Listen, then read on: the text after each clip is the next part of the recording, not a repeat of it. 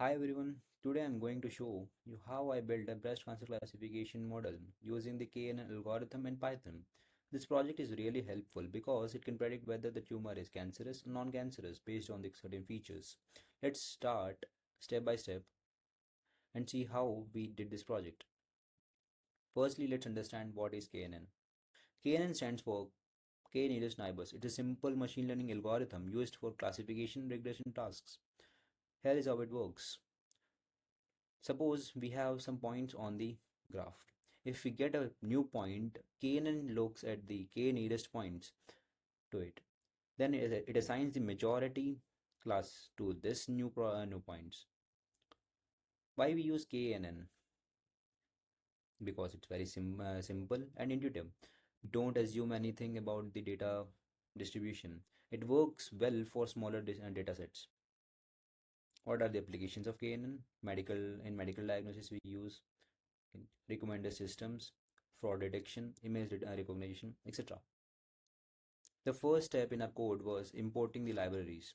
We used pandas and numpy for handling data, matplotlib and seaborn for visualization, and scikit-learn for machine learning. Next, we load our datasets. Here, X contains all features like mean, radius, and mean textures, etc. Y contains the target column, which tells whether the tumor is cancerous or non-cancerous. We also check the shape and info of the datasets to understand how many rows and columns it has.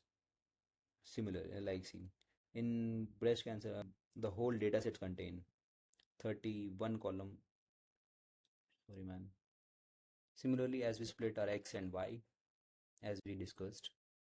Before training, we split our data into training and testing sets. That means 80% of the data is used for training and 20% is used for testing. Then we scale the data to bring all the features to the same scale. Scaling is important because for KNN because it depends on distance and we don't want any bigger number to dominate. Now we train a model. We looped through different values of k to find the best one. This helps us to choose the best k that gives the highest accuracy. In this case, we choose 9. After finding the best k, we use the model to make predictions. We compare predictions with actual labels. This shows whether the model predicted correctly and where it made mistakes. Next, we checked how good our model is. We also used a fusion matrix to visualize the results. This heat map shows how many predictions were correct and how many were wrong.